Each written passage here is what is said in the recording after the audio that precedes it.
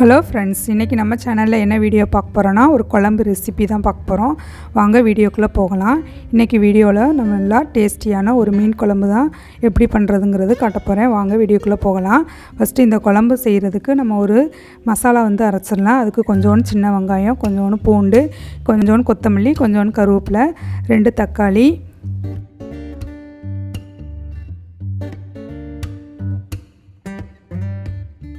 இப்போ தக்காளி கட் பண்ணி சேர்த்தாச்சு. இப்போ 3 டேபிள் ஸ்பூன் அளவுக்கு மீன் மசாலா, இதை எல்லாத்தையும் நல்லா நைஸாக பேஸ்ட்டாக அரைச்சி எடுத்துடலாம். இப்போ மசாலா பேஸ்ட் ரெடி ஆயிடுச்சு.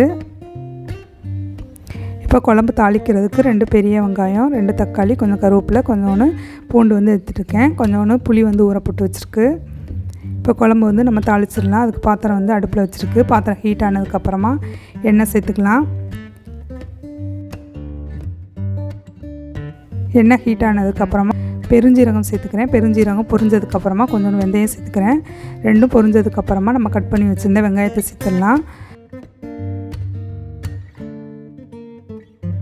ஒரு பச்சை மிளகா, கொஞ்சோண்டு கருவேப்பிலை, கொஞ்சோண்டு பூண்டு, இது எல்லாத்தையும் எண்ணெயில் நம்ம வதக்கிடலாம். வெங்காயம் லைட்டாக வதங்கினா போதும், ரொம்ப ப்ரௌனாக வதங்கணும்னு அவசியம் இல்லை. இப்போ வெங்காயம் லைட்டாக வதங்கிடுச்சு. இப்போ 1 டேபிள் ஸ்பூன் அளவுக்கு மிளகாய்த்தூள் சேர்த்துக்கிறேன். காரத்துக்கு தகுந்த மாதிரி மிளகாய்த்தூள் சேர்த்துக்கலாம். மிளகாய்த்தூளை எண்ணெயில் வதக்கி வைக்கிறேன். மிளகாய்த்தூள் வதங்கினதுக்கப்புறமா நாம் கட் பண்ணி வச்சுருந்தா 2 தக்காளியை சேர்த்துக்கலாம். தக்காளி நல்லா மசிஞ்சு வரணும், அது வரைக்கும் இதை நல்லா வதக்கிக்கலாம். இப்போ உப்பு சேர்த்துக்கிறேன். குழம்புக்கு தேவையான அளவுக்கு இப்போயே நம்ம சேர்த்துடலாம். உப்பு சேர்த்து நல்லா வதக்கிடலாம். உப்பு சேர்த்து வதக்கும் போது சீக்கிரமாக வதங்கிடும். இப்போ வெங்காயம் தக்காளி எல்லாம் ஒன்றா நல்லா மிக்ஸ் ஆகி வதங்கி வந்திருக்கு. இப்போ நம்ம அரைச்சி வச்சுருந்த பேஸ்ட்டை சேர்த்துடலாம்.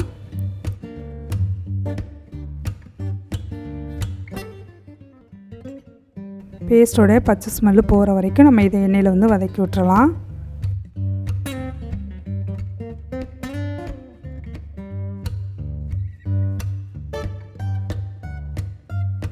நல்லா பேஸ்ட்டோட பச்சை ஸ்மெல் எல்லாம் போயிடுச்சு. எண்ணெயும் நல்லா பிரிஞ்சு வந்திருக்கு.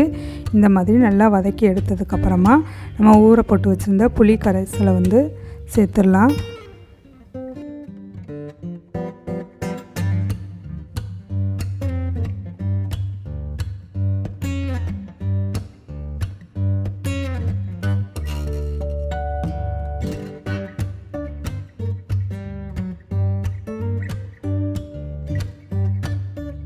இப்போ மூடி வச்சு ஹை ஃப்ளேமில் கொதிக்க வச்சிடலாம் 10 நிமிஷத்துக்கு. இப்போ குழம்பு நல்லா கொதிச்சு வந்திருக்கு. இப்போ 10 நிமிஷம் நல்லா கொதித்ததுக்கப்புறமா ஒரு 5 மினிட்ஸ் சிம்மில் வச்சாச்சு. இப்போ எண்ணெய் நல்லா பிரிஞ்சு வந்திருக்கு. இந்த ஸ்டேஜில் நம்ம க்ளீன் பண்ணி வச்சுருந்த மீனை சேர்த்துடலாம். இன்றைக்கி நான் எடுத்துருக்க மீன் ஊடக மீன்.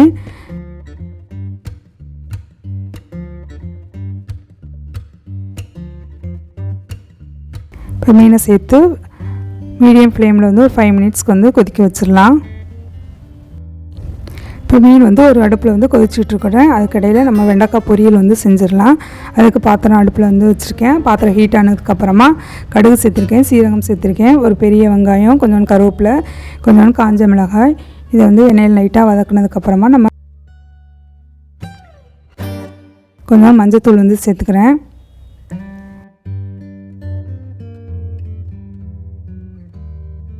இப்போவே நம்ம கொஞ்சோண்டு உப்பு சேர்த்துடலாம். உப்பு முன்னாடியே சேர்க்கும்போது நம்ம வெண்டைக்காய் போட்டு வதக்கும் வரும், அந்த கொலன்னு வராமல் இருக்கும். அதனால் உப்பு முன்னாடியே சேர்த்துடணும், இல்லைன்னா லாஸ்ட்டாக சேர்க்கணும் வெண்டைக்காய்க்கு. இப்போ இதை எண்ணெயில் நல்லா வதக்கி விட்டுறலாம். வெண்டைக்காய் வதங்குற வரைக்கும் இதை நம்ம வதக்கிக்கலாம்.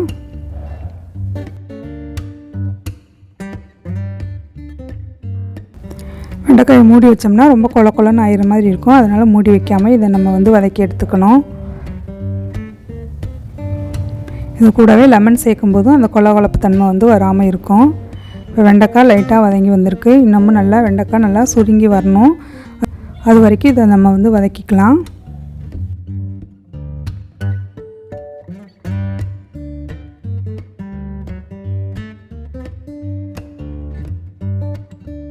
வெண்டைக்காய் நல்லா சுருங்கி வதங்கி வந்துருச்சு. இப்போ வந்து அடுப்பை வந்து ஆஃப் பண்ணிடலாம். இப்போ நமக்கு வெண்டைக்காய் பொரியல் வந்து தயாராகிடுச்சு. இது கூட நமக்கு முட்டை வேணால் முட்டையும் நம்ம வந்து சேர்த்துக்கலாம். இன்றைக்கி ஆனால் நான் முட்டை எதுவும் சேர்க்கலை, வெறும் வெண்டைக்காய் மட்டும்தான் வதக்கியிருக்கேன். இப்போ வெண்டைக்காவும் தயாராகிடுச்சு. இப்போ குழம்பு நல்லா கொதிச்சு மீனும் நல்லா வெந்து வந்திருக்கு. இந்த ஸ்டேஜில் நம்ம வந்து 1 கப் அளவுக்கு தேங்காய் பால் வந்து சேர்த்துக்கலாம். இது ஆப்ஷனல் தான். தேங்காய் பால் சேர்க்கும்போது இன்னும் குழம்பு நல்லா டேஸ்ட்டாக இருக்கும். அதனால் தேங்காய் பால் வந்து சேர்த்துக்கிறேன். இப்போ தேங்காய் பால் சேர்த்து ஒரு கொதி வந்ததுக்கப்புறமா நம்ம வந்து அடுப்பை வந்து ஆஃப் பண்ணிடலாம்.